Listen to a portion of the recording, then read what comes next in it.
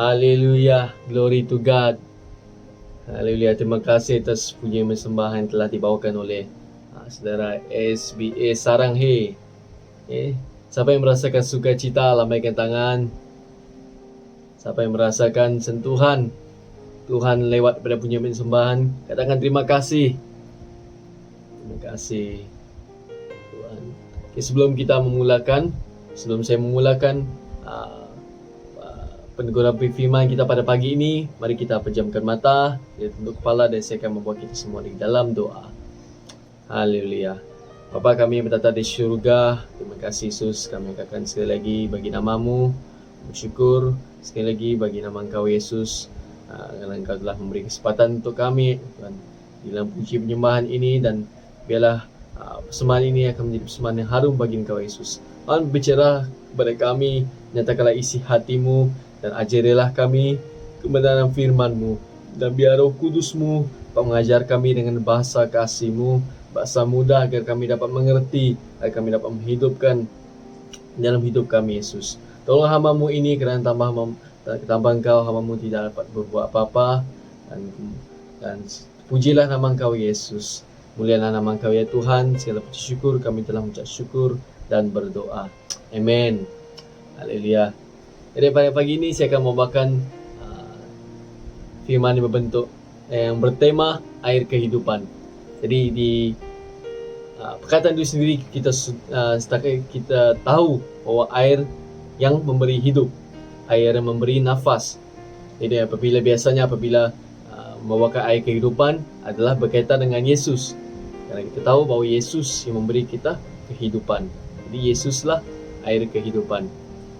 Jadi sebelum kita masuk, jadi saya akan membawa kita semua di dalam peristiwa tentang penciutan air. Boleh kita lihat slideshow. Okay.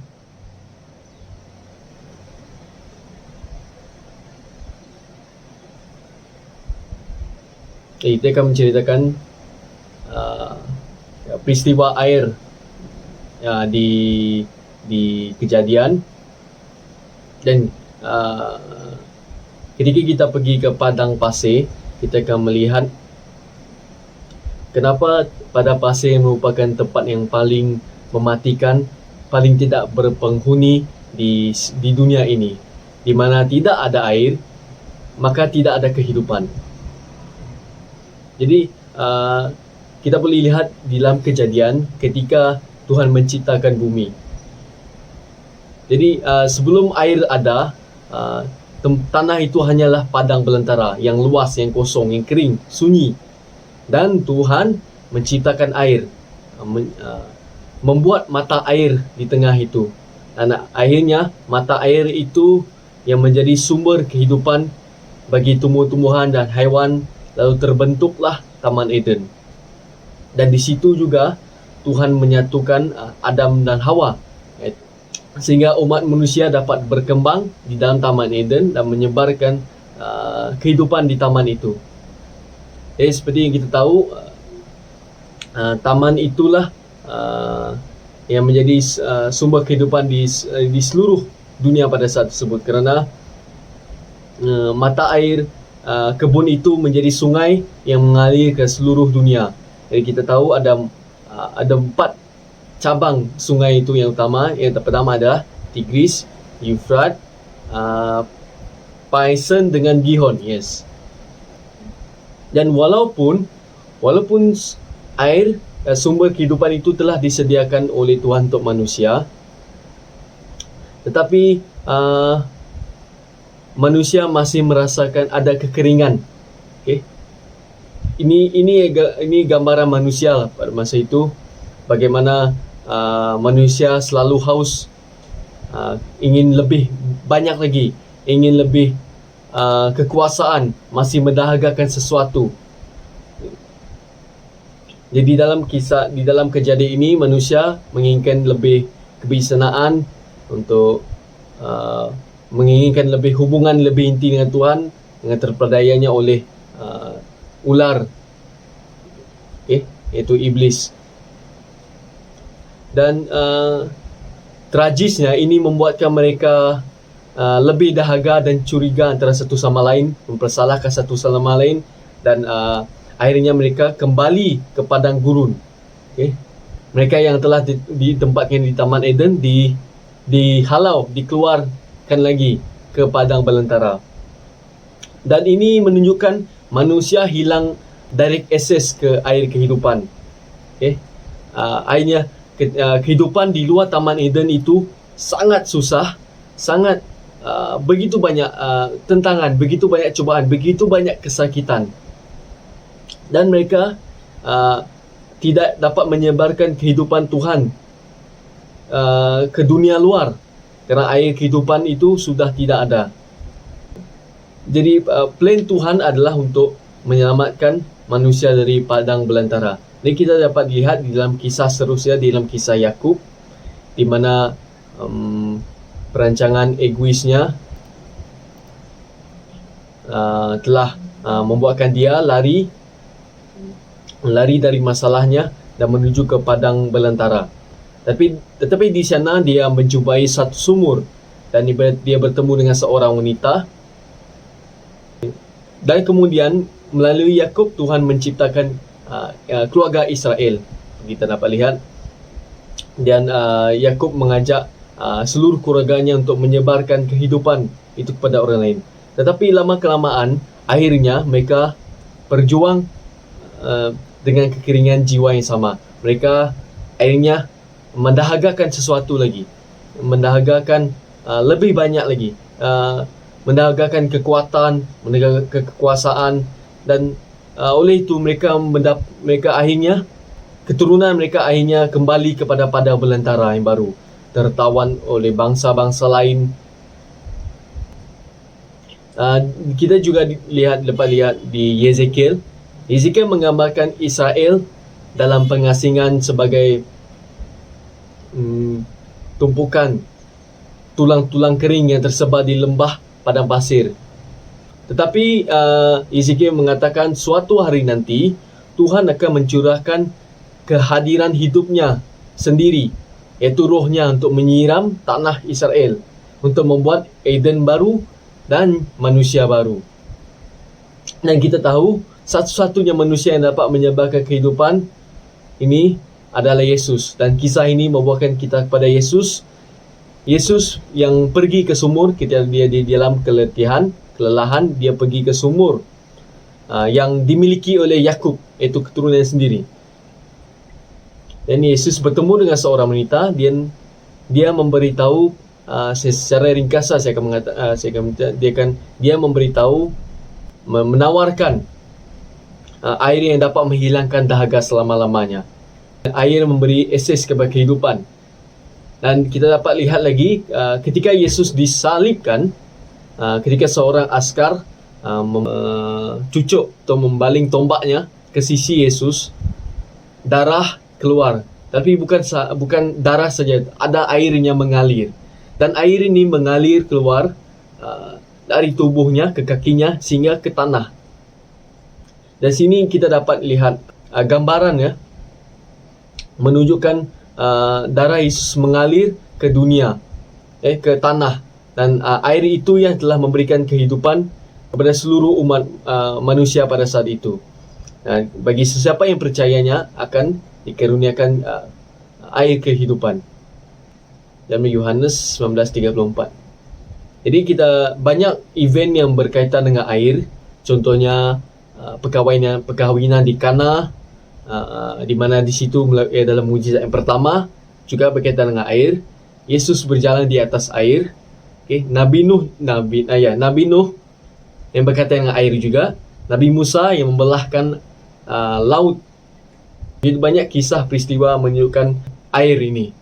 Dan pada pagi ini, apa yang saya akan bawakan bukanlah air yang berbentuk fizikal, tapi air yang bentuk kerohanian, iaitu air kehidupan.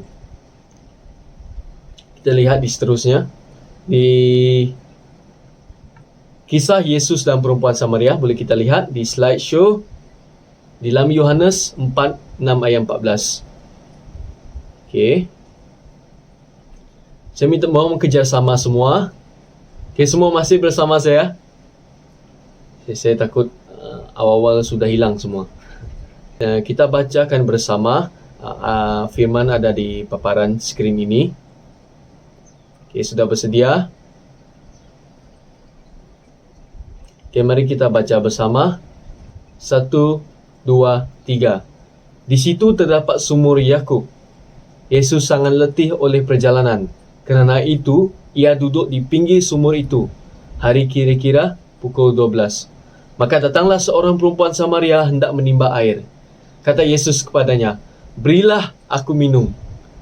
Sebab murid-muridnya telah pergi ke kota membeli makanan. Maka kata perempuan Samaria itu kepadanya, "Masakan engkau, seorang Yahudi, minta minum kepadaku, seorang Samaria?" Sebab orang Yahudi tidak bergaul dengan orang Samaria. Jawab Yesus kepadanya, "Jikalau engkau tahu tentang karunia Tuhan dan siapakah dia yang berkata kepadamu, 'Berilah aku minum,' niscaya engkau telah meminta kepadanya dan ia telah memberikan kepadamu air hidup."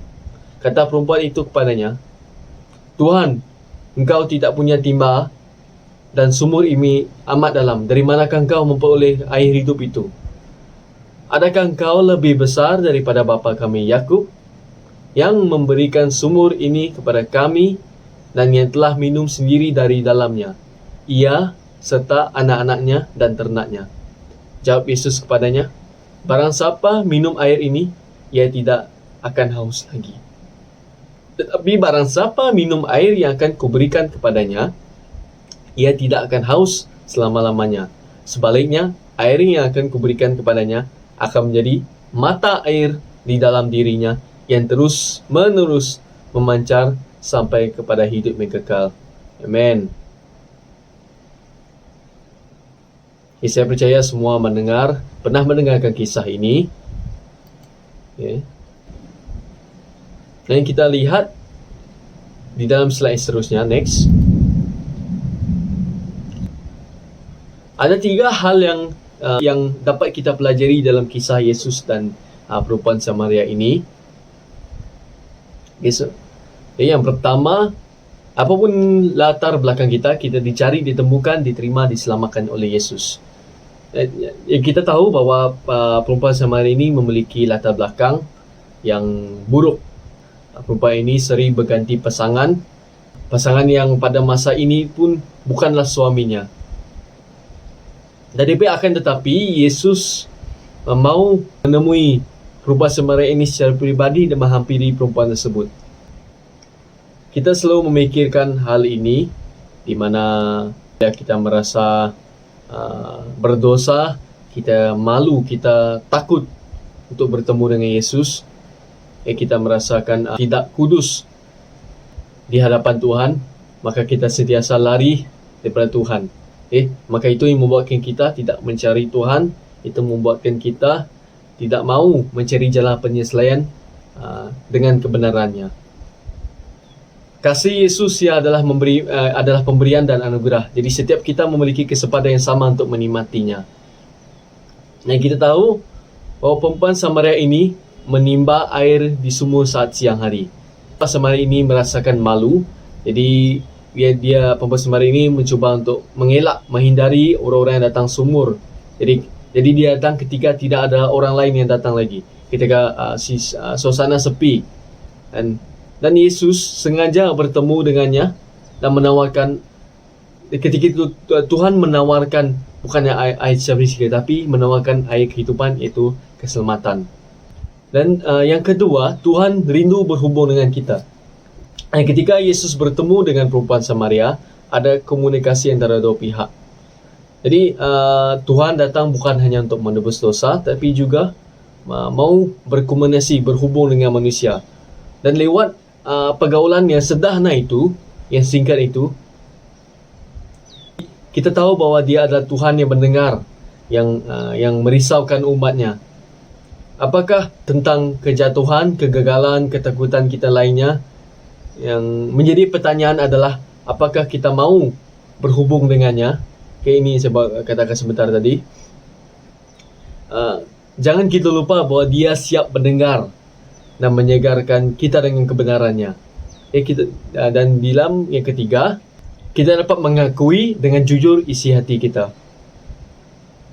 Dan di dalam pergaulan ini, Yesus menyuruh perempuan Samaria untuk memanggil suaminya. Tidak dinyatakan sebenarnya, tapi kalau kita baca kitab, di ayat seterusnya ada Tuhan menyuruhnya untuk memanggil suaminya. Perempuan Samaria itu menjawab, "Aku tidak mempunyai suami." Dan Yesus terus merespon, "Tepat katamu bahawa engkau tidak mempunyai suami, sebab engkau sudah mempunyai 5 suami, dan yang ada sekarang padamu bukanlah suami. Dalam hal ini engkau berkata benar." Jadi Yesus tahu bahawa perempuan Samaria ini berganti-ganti pasangan. Tetapi pada waktu tersebut tidak ada penghakiman yang keluar dari mulut Yesus. Dan bukanlah Yesus membenarkan perempuan Samaria itu untuk berbuat dosa. Tapi dia mahu menunjukkan keselamatan yang benar, keselamatan sejati. Tuhan tahu. Tuhan lebih tahu dulu tentang kesalahan kita. Tetapi dia menginginkan kita mengakui dengan jujur di hadapannya, dengan merendahkan hati kita apa yang telah kita lakukan. Dan ini bukanlah kerana kepentingan Tuhan Yesus, tetapi demi kepentingan kita. Kerana saat kita mengaku dengan jujur, mengaku dengan benar, datang kepada Tuhan, maka itu menunjukkan kita menyedari kesalahan kita. Dan Tuhan bersedia untuk memberikan pemulihan dan pengampunan bagi kita. Asal kita mau datang kepadanya dengan benar dan bertobat. Jadi apakah kita mau mengakui bahawa kita telah berdosa dan memerlukan anugerah kasih pengampunannya setiap waktu? Yes. Ini adalah benar bahawa kita hari-hari harus mengakui dosa kita. Okay? Karena apabila kita berdosa, Tuhan akan semakin menjauh dengan kita. Ini adalah ketiga hal yang istimewa dalam kisah Yesus dan perempuan Samaria. Dan kita lihat di dalam ayat ini mengatakan Tuhan ingin memberikan air yang akan memberikan kelegaan sampai selama-lamanya. Lihat pada next slide. Jadi di slide seterusnya, kenapa kita memerlukan air kehidupan? Okey, kita memerlukan 4 elemen asas di dalam dunia ini, iaitu udara, air, makanan dan cahaya ataupun cahaya. Tapi kita hanya memerlukan satu Tuhan. Tuhan kita adalah the living water. Dia adalah the breath of life. Okay? Dia adalah the bread of life, dan dia juga adalah the light of the world. Kita memerlukan semua ini. Air hidup ini, yang pertama, air hidup ini mampu menghapuskan dahaga jiwa kita. Kita lihat di dalam kisah tadi, di dalam bermula daripada Adam Hawa sehingga ke akhirnya, manusia sentiasa dahaga, jiwa manusia sentiasa dahaga, sentiasa menginginkan sesuatu. Tapi ketika manusia memenuhi sesuatu itu dengan hal yang tidak benar, maka itu akan menjadi kebinasaan, akhirnya menuju kepada kebinasaan. Kita banyak melihat di dalam peristiwa-peristiwa, kisah-kisah perjanjian lama juga, sehingga mereka menuju ke kebinasaan. Kenikmatan duniawi ini adalah kesia-siaan. Pengkhotbah 2:4 ayat 11, dan ini Raja Salomo yang menulis, yang mengatakan, saya akan baca. Okey. Pengkhotbah 2:4 ayat 11, ketika aku mau meneliti segala pekerjaan yang telah dilakukan tanganku, segala usaha yang telah kulakukan itu dengan jerih payah, lihatlah, segala sesuatu adalah kesia-siaan, dan usaha mencari angin memang tidak ada untungnya di bawah matahari. Dalam Raja Salomo, ketika ini Raja Salomo memiliki segala-galanya. Kewangan, kebijaksanaan, harta, kekuasaan. Tapi di akhirnya dia mengatakan usaha menjaring angin memang tidak ada keuntungan di bawah matahari. Bahawa apabila kita terlalu memfokuskan kehidupan kita akan hal-hal dunia, itu semua adalah kesia-siaan. Itu tidak akan membawa keuntungan. Kerana kita tahu di dunia ini adalah sementara. Yang kita ingin mencari adalah kehidupan kekal. Dan kehidupan kekal adalah tidak hanya di dalam Yesus. Dia mengajarkan kita tidak ada gunanya untuk kita bekerja dan tidak pernah berhenti bekerja, tapi tidak mencari Tuhan, tidak mengutamakan Tuhan dalam hidup kita. Maka itu akan membawakan hal yang kesia-siaan. Ramai juga orang maupun orang percaya mengatakan mereka tidak, apabila mereka ada masa kelapangan, mereka lebih mahu untuk bekerja. Mereka lebih mahu untuk mengisi waktu yang kelapangan itu untuk bekerja. Dan waktu sama mereka mendapat kewangan yang lebih. Di dalam 1 Yohanes 2 ayat 15 mengatakan, janganlah kamu mengasihi dunia dan apa yang ada di dalamnya. Jikalau orang mengasihi dunia, maka kasih akan Bapa tidak ada di dalam orang itu. Hal kita mengasihi hal-hal duniawi ini. Yang pertama adalah perbuatan kedagingan. Apabila kita merasakan kehausan, kita merasakan keletihan lah, merasakan kesunyian, kita cenderung untuk mengisi kehausan itu dengan hal-hal yang tidak berfaedah. Pesta pora, kemabukan, perjudian, hiburan yang tidak pernah berhentinya dan yang tidak memberikan faedah langsung kepada kita. Mau ketagihan games, banyak lagi yang kita lakukan untuk mengisi kehausan di dalam jiwa kita. Saya mendengar itu kerana oleh tekanan pekerjaan, tekanan dari dalam perhubungan, tekanan di dalam pelajaran juga. Tidak hanya terbatas untuk orang-orang dewasa, tapi juga untuk anak muda-mudi. Malah anak muda-mudi yang paling banyak terjerumus dalam golongan ini.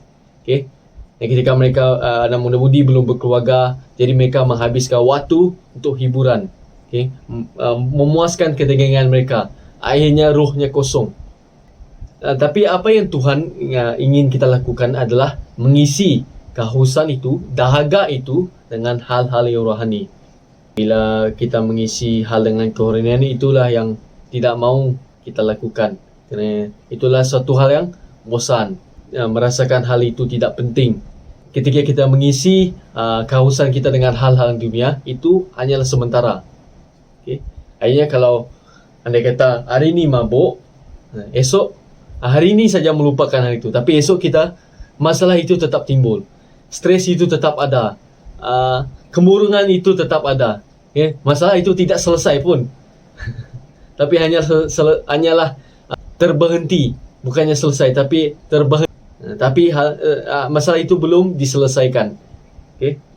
Masih lagi jiwa kita merasakan sakit, masih lagi hati kita merasakan duka cita, kemarahan, pikiran kita masih lagi merasa kusut. Jadi bagaimana untuk kita mengisi kehausan ini, jiwa kita adalah kita datang kepada Tuhan. Simple, tetapi susah untuk kita lakukan. Saya mengakui juga banyak terutama kehidupan juga saya sebelum ini merasakan susah untuk datang kepada Tuhan. Mungkin oleh kerana pengaruh orang, pengaruh rakan-rakan, kita memerlukan pengisian secara rohani agar kita dapat memenuhi. Amin. Amin semua. Masih bersama saya. Lambaikan tangan, senyum. Yang kedua, kenapa kita memerlukan air kehidupan adalah untuk menyegarkan jiwa kita. Dan ini ayat kita selalu dengar dari Matius 11 ayat 28. Marilah kepadaku semua yang letih lesu dan berbeban berat, aku akan memberi kelegaan kepadamu. Biasanya saya akan mendengar ini ketika doa sahabat. Ketika kita masih secara fizikal, saya sering melihat ini di grup WhatsApp kita. Tidak selalulah, tetapi dalam sebulan tu mesti ada yang memakai ayat ini. Yes, benar. Marilah kepada Tuhan, datang kepada Tuhan semua yang letih lesu, bekerja pagi itu, siang sampai malam, dan berbeban berat, mengalami masalah di tempat kerja, mengalami masalah di mana-mana, dan Tuhan yang akan memberikan kelegaan bagi kita. Dengan apakah Tuhan memberi kelegaan? Dengan mengisi kedahagaan kita, mengisi kehausan kita dengan air kehidupan. penting untuk kita sentiasa menyegarkan jiwa kita. Kerana ketika kita telah disegarkan, maka kita akan lebih bersemangat. Yang kita alami dalam kehidupan ini, tentangan dunia, hal-hal dunia, penat melayani keluarga, penat melayani di luar, melayani jemaat gereja, melayani di mana kita berada. Tapi kita ambil waktu untuk datang kepada Tuhan, untuk disegarkan. Bagaimana kita datang? Mudah saja. Kita datang berdoa, kita datang bersekutu. Itulah guna doa sabat. Bukan hanya fizikal saya. Fizikal masih letih. Yes, kerana kita berdoa, kita mengeluarkan tenaga, kita bernyanyi memuji Tuhan, kita mengeluarkan tenaga. Tapi jiwa itu yang disegarkan. Bukan fizikal, tapi jiwa saya yang disegarkan, jiwa kita yang disegarkan. Slide seterusnya. Mengapa kita memerlukan air kehidupan? Yang ketiga, mengalirkan air kehidupan melalui Roh Kudus yang ada di dalam diri kita. Sebelum Yesus disalibkan, Yesus sendiri memasukkan penyataan bahawa Roh Kudus itu yang tinggal di dalam diri orang percaya dan yang akan mementeraikan mereka untuk keselamatan. Jadi ketika Yesus bertemu dengan perempuan Samaria itu, Yesus mengatakan Roh Kudus belum lagi dimeteraikan kepada manusia. Jadi dia mengatakan Roh Kudus yang akan memberikan kelegaan bagi kita, yang akan mengisi kita. Selepas Tuhan dibangkitkan, Yesus dibangkitkan, Yesus mengurniakan Roh Kudus kepada seluruh kita semua. Okay? Dan di dalam Efesus 1 ayat 13, mari kita baca bersama. Di dalam Dia, kamu juga kerana kamu telah mendengar firman kebenaran, iaitu Injil keselamatanmu. Di dalam Dia, kamu juga ketika kamu percaya, dimateraikan dengan Roh Kudus yang dijanjikan itu. Setelah Yesus mengurniakan Roh Kudus, maka muncullah buah Roh Kudus yang memberi kehidupan kepada kita. Dan kita dapat lihat di dalam Galatia 5 ayat 22 hingga 23. Semua buah roh yang ada di dalam tubuh kita. Apa yang dimaksudkan dengan mengalirkan air kehidupan melalui Roh Kudus dalam kita? Ketika kita menerima Roh Kudus itu, kita menerima Kudus yang akan menjadi mata air di dalam hati kita untuk dipancarkan, untuk kehidupan kita, dipancarkan, artinya kita berguna dan akhirnya kita membagikan berkat. Kita memberikan kehidupan bagi orang sekeliling kita. Jadi kita mau sentiasa memberikan air kehidupan dalam yang telah diberikan oleh Yesus untuk kita sentiasa mengalir. Di dalam ini air hidup, iaitu Roh Kudus yang akan menjadi mata air di dalam diri seseorang yang memancar sampai kepada hidup kekal. Artinya selama kita memiliki Yesus, maka kehidupan kita akan menjadi berguna. Berkat bagi kita sendiri dan juga bagi orang lain sampai kita beroleh hidup yang kekal. Slide seterusnya. Bagaimana kita minum air kehidupan itu dan kita mengaplikasinya. How we drink the living water and apply it. Kita lihat di dalam Yohanes.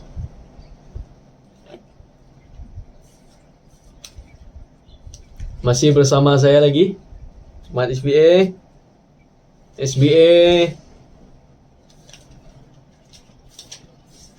Kita lihat di dalam Yohanes 7 ayat 37 hingga 38. Kita lihat, kita baca bersama. Satu di slide, ada di slide ya. 1, 2, 3. Dan pada hari terakhir, iaitu pada puncak perayaan itu, Yesus berdiri dan berseru, barang siapa haus, baiklah ia datang kepadaku dan minum. Barang siapa percaya kepadaku, seperti yang dikatakan oleh kitab suci, dari dalam hatinya akan mengalir aliran-aliran air hidup. Fokus kita adalah untuk kita membiarkan dengan memberitakan keselamatan, Injil keselamatan bagi orang lain. Kerana Tuhan mengatakan barang siapa percaya kepadanya, maka dia akan memberi air kehidupan. Dan di dalam Yesaya 12:3 ayat 6. Slide seterusnya. Dan kita melihat 4 cara kita boleh minum air kehidupan. Jadi kita mesti dalam kebingungan bagaimanakah kita mau mengambil air kehidupan itu. Okay. Bagaimana kita mau mengaplikasikan, menggunakan air kehidupan itu.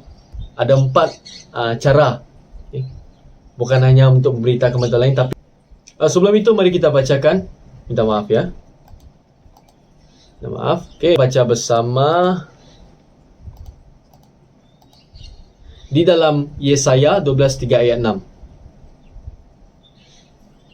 Okey, sudah bersedia semua? Firman ada di slideshow.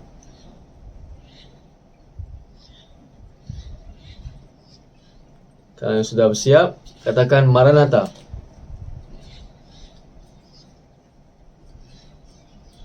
Okey, mari kita baca bersama-sama. 1, 2, 3. Maka kamu akan menimba air dengan kegirangan dari mata air keselamatan. Pada waktu itu, kamu akan berkata, bersyukurlah kepada Tuhan, panggillah namanya, beritahukanlah perbuatannya di antara bangsa-bangsa, masyhurkanlah bahwa namanya tinggi luhur. Bermazmurlah bagi Tuhan sebab perbuatannya yang mulia, baiklah hal ini diketahui di seluruh bumi. Berserulah dan bersorak-sorailah hai penduduk Sion, sebab yang maha kuasa, Tuhan Israel, Tuhan agung ada di tengah-tengahmu. Ini kita lihat dalam slideshow seterusnya. Yang pertama, give thanks to Yeshua. Bersyukurlah kepada Tuhan. Jadi ini adalah hal yang tidak asing bagi kita semua. Kita dengan cara bersyukur jika kita minum air kehidupan itu. Bagaimana kita mengaplikasikan, memanfaatkan air kehidupan yang dalam diri kita. Okay. Give thanks to Yeshua. Dalam 2 Timotius 3 ayat 2, manusia akan mencintai dirinya sendiri dan menjadi hamba awang. Mereka akan membual dan menyombongkan diri. Mereka akan menjadi pemfitnah.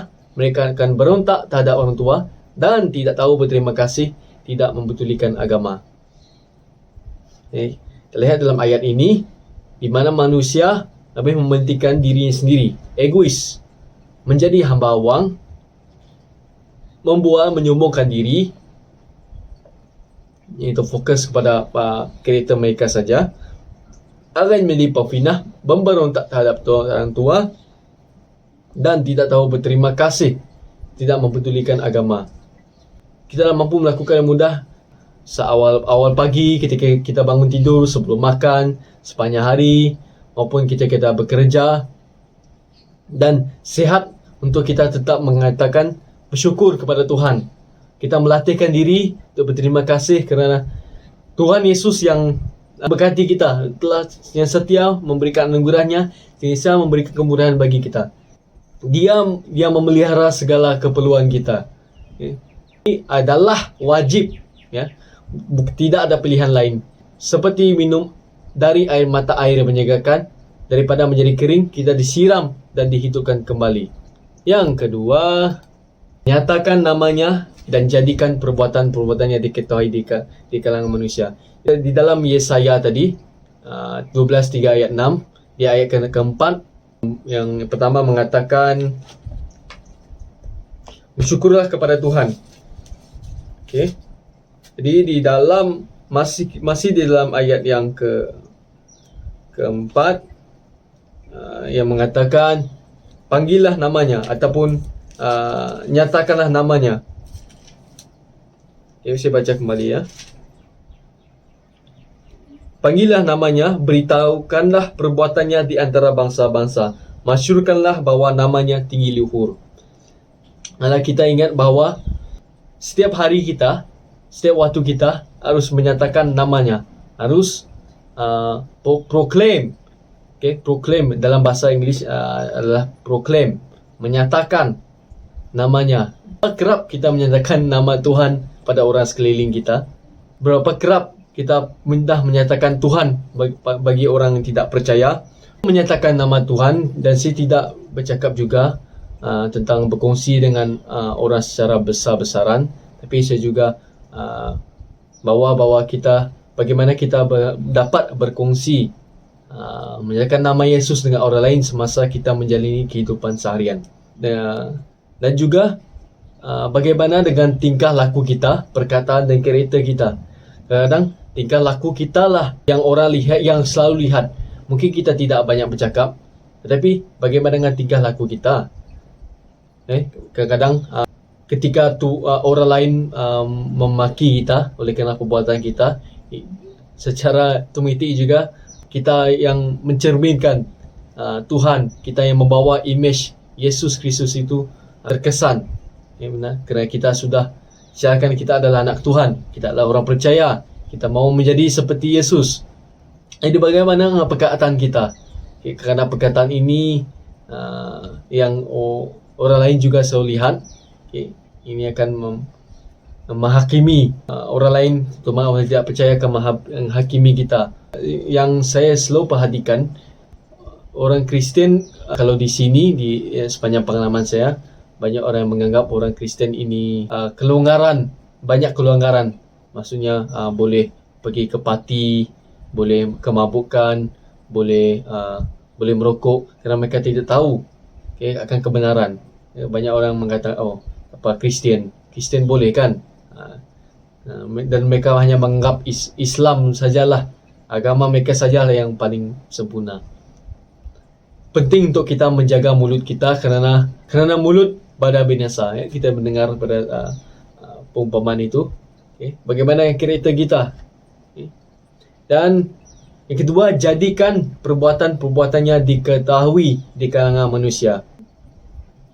Bagaimana kita memberitakan mujizat Tuhan yang bekerja dalam kehidupan kita. Dengan ketika orang melihat kita berbicara tentang Tuhan, maka itu akan menjadikan orang lain memuji. Secara tidak sedar mereka memuji Tuhan Yesus kita. Jadikan perbuatan diketahui di kalangan manusia. Yang ini saya katakan, iaitu memberitakan berita Injil, keselamatan bagi orang-orang di luar. Menceritakan bagaimana Yesus telah mati bagi kita dan memberi keselamatan bagi kita, akhirnya menebus kita dari maut yang kekal. Dan kita juga dapat menyatakan, bukan hanya memberitakan mujizat Tuhan yang bekerja dalam hidup kita, tapi kita menyatakan kesaksian tangan Tuhan yang bekerja. Harus kita lakukan. Tidak ada pilihan. Janganlah kita menjadi orang yang mendiamkan diri. Mendiamkan diri dan tidak melakukan, tidak memberitakan, menyatakan kebaikan Tuhan dalam hidup kita. Mesti ada sesuatu yang terjadi dalam hidup kita. Mesti ada mujizat, ada maupun penyembuhan, kejayaan. Yang ketiga, slide seterusnya. Yang ketiga, saya baca ayat di dalam ayat yang kelima tadi, di dalam Yesaya 12 ayat 3 hingga 6, ayat kelima, bermazmurlah bagi Tuhan sebab perbuatan yang mulia. Baiklah hal ini diketahui di seluruh bumi. Kita lihat di ayat yang ketiga, maka kamu akan menimba air dengan kegirangan. Biasa dengan kegirangan, apa yang kita lakukan? Kita bermazmur, kita memuji, kita menyembah Tuhan kita dari mata air keselamatan. Ini kita lihat di dalam ayat 3 ini sangat menekankan menimba air dengan kegirangan dari mata air keselamatan. Air keselamatan itu adalah air kehidupan. Apakah kita tahu buka mulut kita menyanyikan pujian kepada Tuhan adalah salah satu cara yang terbaik untuk kita minum dari mata air hidup ini. Dan semasa kita menyanyi, itu cara yang kalau kita mestilah cara paling menyeronokkannya. Saya percaya maupun kita yang tidak suara, yang tak pandai menyanyi ataupun pandai menyanyi, tapi kita suka untuk memuji, menyembah Tuhan. Buka mulut kita, tidak mengirakah di mana kita berada. Tidak semestinya ketika kita berdoa, bukan hanya ketika kita di dalam persekutuan, bukan hanya kita di dalam ibadah, tapi di setiap waktu. Bagi saya yang menyanyi ketika saya bekerja, ketika di atas motor, meskipun lirik tidak penuh, tapi kadang-kadang saya akan mengulangi lirik itu kerana saya merasakan itu adalah rema yang Tuhan nyatakan kepada saya. Jadi saya mengulangi lirik itu lagi. Yang di dalam Efesus 5 ayat 19, dan berkata-katalah seorang kepada yang lain dalam mazmur, kidung, puji-pujian, nyanyian harmoni, bernyanyi dan bersolah bagi Tuhan segenap hati. Bukan hanya tidak bernyanyi sendiri, tapi kita bernyanyi dalam satu komuniti. Bernyanyi kepada seorang kepada yang lain bersama. Yang seterusnya, slide seterusnya, yang keempat, di dalam ayat yang ke-6, bersulah dan bersorak-sorailah hai penduduk Sion, sebab yang Maha Kudus Tuhan Israel agung ada di tengah-tengah kita. Orang lebih kuat bukan hanya berdoa di dalam senyap lah, ada budi katakan berdoa hanya ada pergerakan mulut, tapi apa yang Tuhan mahukan daripada kita adalah berseru dan bersorak-sorai. Suara yang lebih kedengaran, suara yang lebih kuat, menangis, yes, sampai mampu menerobos guru fikiran kita dengan menangis, bahkan menjerit. Bukan kita mau menunjuk kita adalah suara kita lebih kuat, tapi menunjukkan kesungguhan hati kita untuk berseru kepada Tuhan, kesungguhan hati kita untuk meminta kepada Tuhan. Karena kita merasakan suara kita keras, kerana kita merasakan sukar, kita merasakan tertekan, fikiran kita penuh kegelisahan. Bukan bermaksud Tuhan tidak mendengar kita ketika kita berdoa tenang, tapi Tuhan menginginkan kadang-kadang ada semangat, kesungguhan itu sangat penting untuk kita. Biarlah kita bersabar juga orang lain dapat mendengar suara kita. Dia akan diberkati lewat pada doa kita, lewat pada seruan kita. Dan ini adalah 4 cara bagaimana untuk minum air kehidupan yang ada di dalam kita. Yang pertama tadi, ucapkan syukur pada Tuhan. Yang kedua, nyatakan namanya dan jadikan perbuatan yang diketahui di kalangan manusia. Yang ketiga, nyanyikan mazmur. Dan yang terakhir, menangis berserulah, bersorak-soraklah kepada Tuhan kita. Tadi dalam slideshow yang terakhir, dan Yesus berkata, saya akan membacakan, sekiranya kamu bertanya, aku akan memberikannya kepadamu. Untuk bertanya, kita perlu sedar bahawa kita dahaga dan kita tidak boleh memuaskan dahaga itu sendiri. Tetapi jika kita datang kepada Yesus dan meminta, Dia akan memberikannya. Apa yang kita perlu lakukan ialah minum dan minum daripadanya sehingga berpuas hati. Tetapi satu-satunya syarat yang Yesus nyatakan adalah tanya. Sekiranya kita bertanya, Dia akan memberikan kita bekalan air yang tidak berkesudahan. Dan kita dapat lihat lagi di dalam Yesus bertemu dengan perempuan Samaria. Kalau kita perhatikan ayat tersebut, Yesus bukan meminta air secara fizikal. Yesus mengatakan, berilah aku air itu, timbalah bagiku. Adalah supaya perempuan Samaria itu mau membuka diri dengan apa yang akan diberikan Tuhan Yesus kepadanya. Dan Tuhan Yesus mengatakan, terimalah air yang akan kuberikan ini. Dan air itu akan menghilangkan dahaga selama-lamanya. Maka janganlah kita menyia-nyiakan kesempatan yang ada.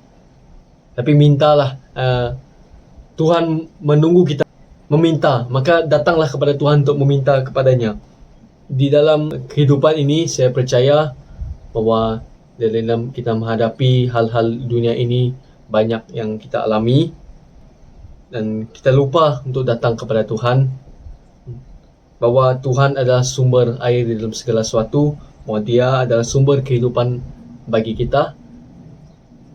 Dengan itu marilah kita alirkanlah Roh Kudus yang dalam hidup kita, yang adalah mata air kita, dan kita salurkan bagi orang-orang di sekeliling kita. Itu adalah poin yang paling utama. Dan itu ya Rasul Paulus katakan bahawa mari kita sharekan buah Roh Kudus itu kepada orang di sekeliling kita, maka kita akan berbuah.